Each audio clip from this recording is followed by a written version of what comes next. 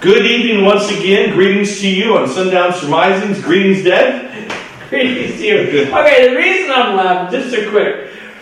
This is our second time recording this because I totally forgot. We were so into this story. I love this story. We both love this story. We're going to tell you the story of Elisha. We're going to finish off this series. Tonight's Elisha, and then October 2 is going to be Jeremiah. It's going to be the end of the series of what to do, times of crisis, and finding hope in times of crisis. And the reason I'm laughing is because he's saying, hey, he's like, yeah, we did this already because I forgot. So, hey, that's why you have to watch, man. You never know what's going to happen along the way. So what's even funnier about this is that this is not our first or second time that we have done this together.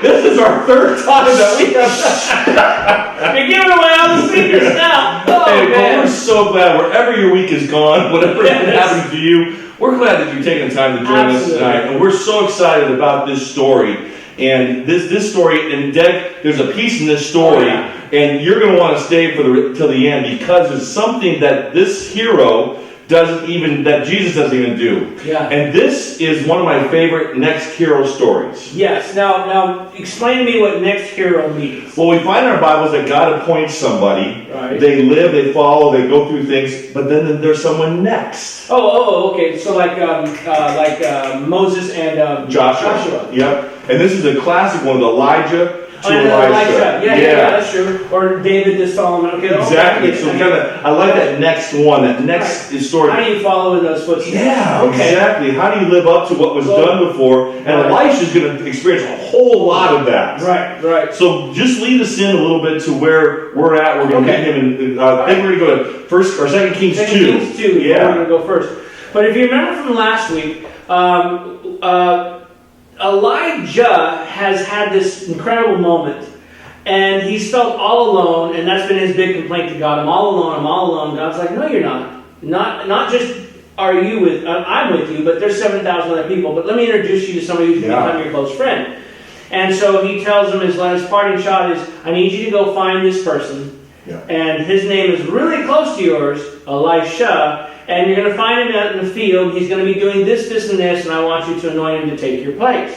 You know what I didn't think about? You just mentioned a couple minutes ago. I don't know if you grew up with this, but my mother, all her names are J's. Oh, really? I get called more my brother's names than my own name. Well, I do too, but we had David and Daniel. And, but I bet you, I didn't realize it's so close. Elisha. How many times do you think he got called Elijah? Never mind. You're not that. Yeah. So we're going to take this story, kind of joins it, and we pick it up, and let's go to 2 Kings 2. Yeah, verse 9, and we perceive that Elisha is wealthy.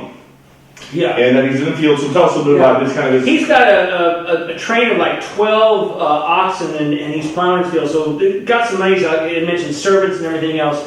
And Elijah walks by, and he must have been recognizable. Elisha was obviously of a religious inclined household because he recognized him. He's like, he knows who this person is, despite the fact that he'd been hidden from a lot of times. And he sees him. And Elijah simply takes off his cloak and lays it on him. Mm-hmm. And Elijah's like, okay, I'm coming. And he's like, whoa, what do you think I'm doing? What have I done? What do you think I've done? Elisha's full in. Yeah. Right? He puts the mantle on and says, well, what do you think it's about? And he's like, well, I'm going to follow you. Mm-hmm. And it's not just, in fact, I just thought of that. We have a phrase, once you put your hand in the plow, right, don't look back. Right. He had his hand in the plow, and he's like, I'm done. Yeah. I'm done. And he commits full in. Yeah. He hews his oxen. He breaks down the whole yoke. He burns it. Yeah. He removes any chance of going back. That's true. Yeah. What's interesting, and I don't know about you, but becoming pastors, we say, especially where you and I grew up in the time period of the 80s, decide that I had people say, are you sure? Yes. Oh, one of my favorite stories, right? Okay. So I was an engineer, and I was studying to be that, and I was already doing that kind of work for some companies. And when my dad, who did research and did in the medical field and stuff, when he found out I was going to be a pastor, and we're sitting there working on my first car, and I was putting a new engine in it because it was an old car, and it wasn't a new engine, but it was a used engine. I remember he said, okay, son, because I said I want to be a pastor. He goes, okay, but you're going to get a real job, right? This is words, and to this day I remember thinking, well, it is a real job, but it told me, yeah. Like, well, their viewpoint was, yeah, like that's not a real job, you know. Time's now for Elijah to leave. Excuse me. And so Elijah's getting ready to leave, and what's interesting about this too is I love these spaces where the story comes alive. Is we work at a school, and so every year there's a natural progression. We start school, right, and we end school, right. And the seniors, they can't wait to end school in September. Oh yeah, September they're ready to go, and you know they're happy with the senior survival that we do, and they're like, yeah, that's great, we got that, okay. Right. And by Christmas they're like, I am so done, I'm out of here. Right. But April starts rolling around, they're like, well, do we have to go? Yeah. And then late May and June, graduation, like, I don't want to go. Right, they want to stick around. And so everyone's telling Elisha that Elijah's leaving that day. He says, don't tell me, don't talk about it. I don't want to talk about it. And so let's go to verse 9 of 2 Kings 2 and just kind of find what this story really talks about. Okay. So as PJ mentioned, Elisha has been told multiple times by other disciples at this point, because they're starting to build a collection of people that's going to become the schools of prophets. And that was obviously why Elisha was, quotes, chosen by God, because Elijah had set the tone, and Elisha brings these people out, and he begins to organize, I'm assuming, these 7,000 people. Right. Okay. Yep. And they're walking, and everybody keeps telling them, hey, he's going to go. So everybody knows, but Elisha's like, I don't want to hear it. And they get to the Jordan River, and they're going to pass over by themselves. And it came to pass, verse 9, when they, Elijah and Elisha, were gone over, that Elijah said to Elisha, ask me what I can do for you before I'm taken away.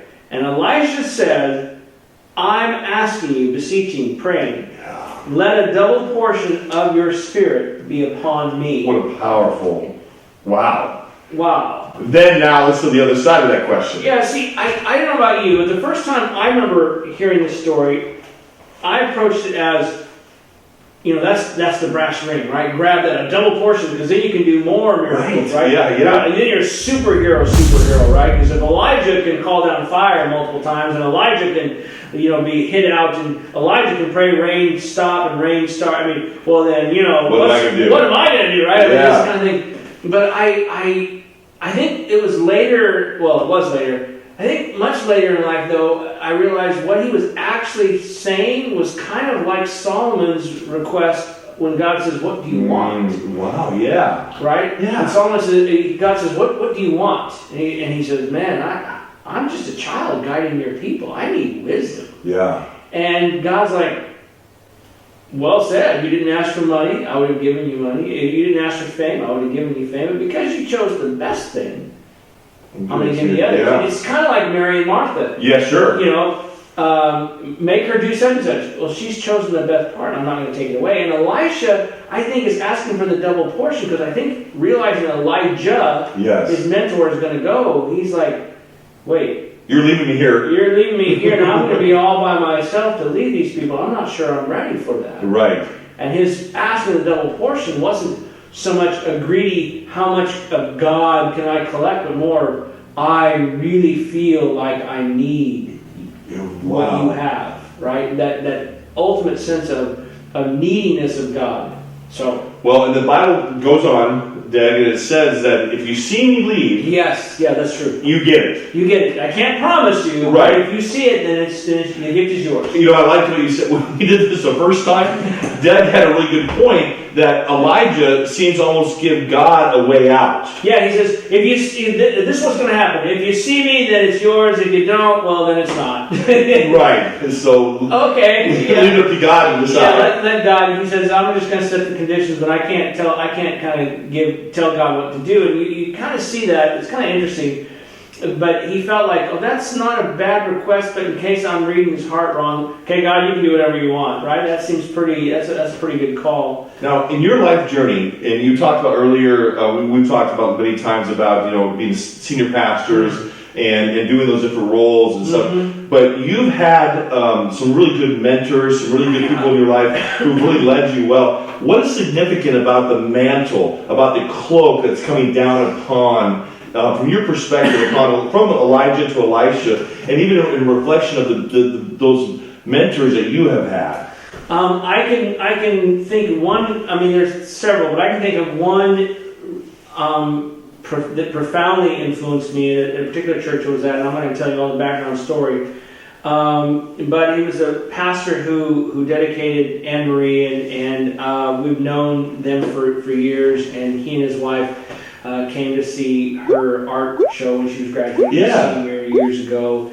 And when Calvin first came to Glendale, I was pastoring in Glendale, and I said, this is what I kind of see and what I want to do in the lines of ministry. And he was a senior pastor, and I was one of the associates, and he wasn't all that sure about it. In fact, and we had the conversation after, because he's like, oh, okay, let's try this. Because I was like, I want to go to the schools and do Bible studies and hang out with the kids at lunch, right? And I remember when I was getting set to leave there, and we sat down, and he goes, you know, when you told me what you wanted to do, I really wasn't sure. I kept thinking, this doesn't seem like a good idea. That's not a good use of a pastor's time. But I thought I would kind of wait it out and see. And I've seen the influence you've had. I've seen the impact. And that was a good call. And I remember not just being affirmed in the choice I made, but I remember thinking, here was a guy who also took stake in what I was doing. Right. And gave me that protection or mentorship to say, hey, I'm not totally sure on it myself, but let me support you in what you feel like you're called to do. And that was a profound impact. Yeah. It was huge. I'm like, wow. And so for me, for the rest of, I should say for the rest of it, for most of the time, you'll see at MBA, I've been a worship leader, pastor here for years. And one of the big things has been, and I started working when I was down south as a chaplain in a school, was how to train youth the same way. Yeah. What's your call? How can I help you respond to what you feel God is doing and guide you and support you? And that what I would say I draw direct spiritual lineage from Calvin. Well, so Elijah has departed. Elisha's now, and you also mentioned that we get our schools a little bit from this model because right now the first principle, and I kind of like that, is Elisha because he builds the schools. Yeah. And so you were telling a little bit about what Mrs. White references. Yeah, Ellen White, for those who are not Adventists, Ellen White is a founding church leader, and she writes that the schools of the prophets are ideologically where we draw the models for Adventist education. So Monterey Bay Academy owes our spiritual and educational lineage to the thinking and thought of a design that God drew through Elisha, right? Elijah does this big renaissance, spiritual renaissance, but it was in a sense unguided. It was Elisha who sets structures and sets organizations and sets the schools of the prophets, and they trace to there.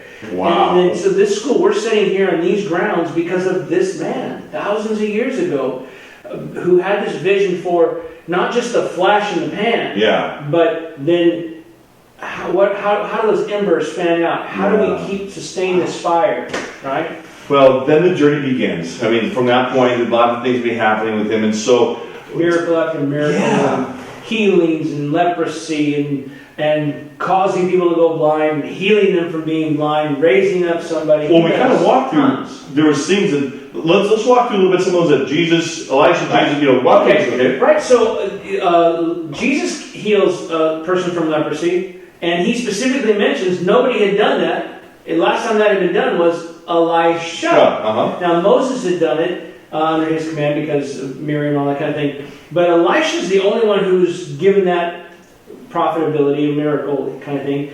Elijah and Elisha and Jesus are the only ones who raise people from the dead before Peter and Paul do after. But by the time Jesus comes along, there's just a handful of people. There's a couple times where Moses and Elisha do something, or Elijah and Elisha do something that only Jesus does.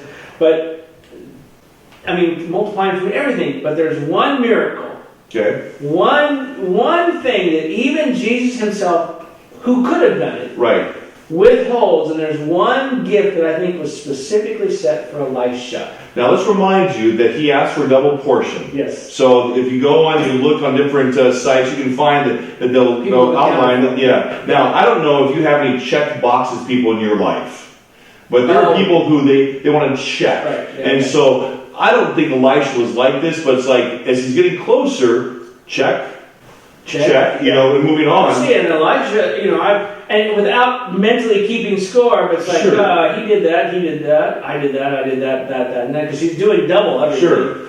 And I can't but help think he's like, okay, any day now that chariot will roll up, I'll hear those wheels, or at least some angels singing, and right, we're out of here. We're out of here, and I think as we get older, and I don't know about you, but I don't know what it was about 50, but we're reflective more. With our children or with our perspective, our job, we get more reflective. And I wonder, as he's getting reflective, there's still, wait a minute.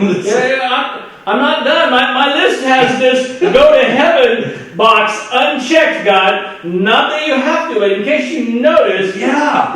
So, because we see it from the human's perspective. Yeah. We see it from that, and we want to serve God, and it's not about, because we think, and we see that Elisha was so humble. Yeah. In what he did. Yeah. So take us where we're going to go and kind of unfold this for us. This is the part of the story that to me is not just remarkable. It's the part that I guess I have always identified more with and connect. It's the fine line between being God's friend and demanding certain things.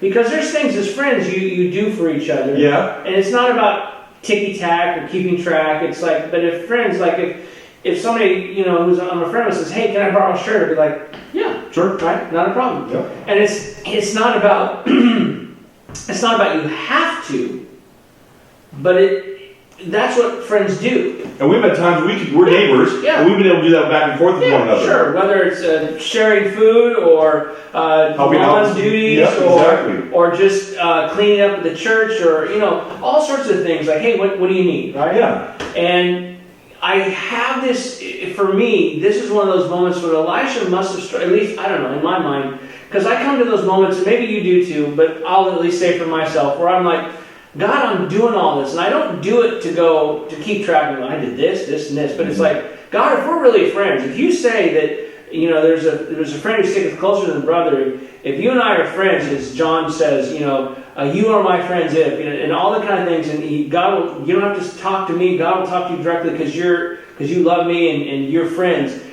Well, this is a friend request, right? Yeah. And I would think, at least in my head, Elisha's laying sick and thinking, okay, but that's not how his story is. Well, take us to it because it's go. very unceremonial. It is. 2 Kings chapter 13. So we were in 2 Kings chapter 2. We're just going to go a few chapters over to 2 Kings chapter 13.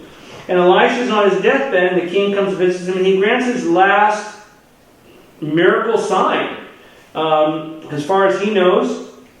And he prophesies how the king's going to think, and he guarantees 3 victories. Again, here he is on his deathbed, he's being consulted, and he says, okay, I speak for God, this is going to happen. Yep. And unceremoniously, verse 20 and 21, here we go. And Elisha died, and they buried him. And that's it. There's no Israel mourned. No.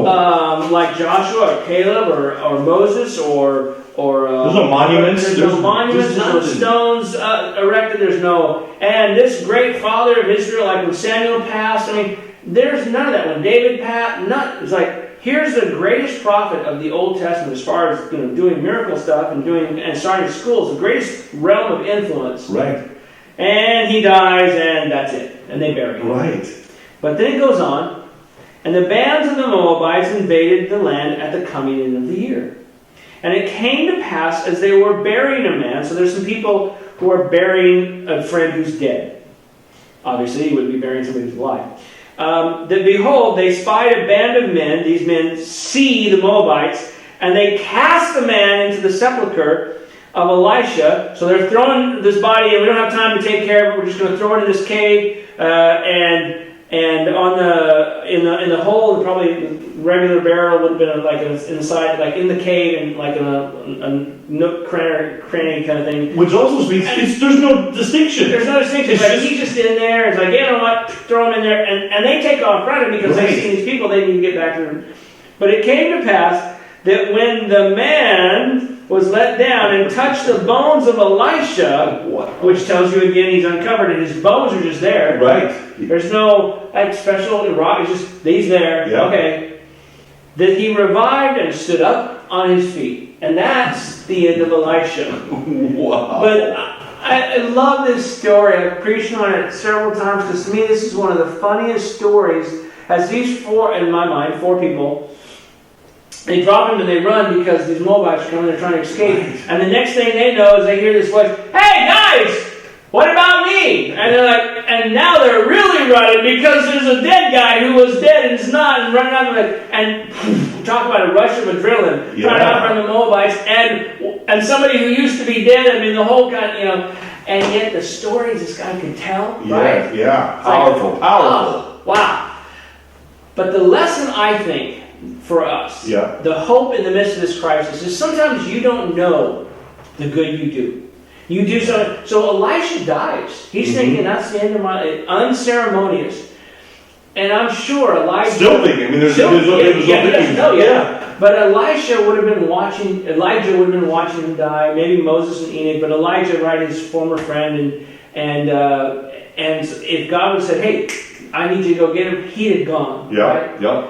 But he doesn't, because Jesus says, "I got something special for him." Yeah. And Elisha becomes the only person in the history of the Bible, and I'm pretty sure it will always be that way, because Jesus didn't do it. Jesus could have, but Jesus keeps this one miracle that only Elisha ever does.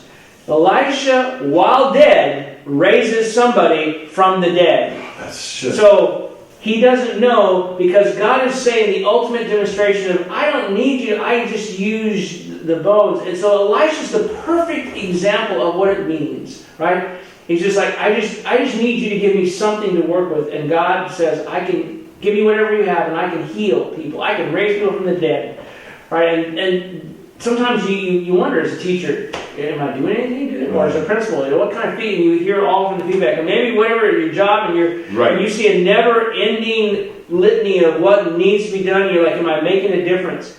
Whatever you do all to the glory of God, right? And that's what I think is part of the message. Hope in the time of crisis. You put your time in. You may not see the chariots coming. You may not hear the angels singing. But if you're faithful, God has something for you to change the world.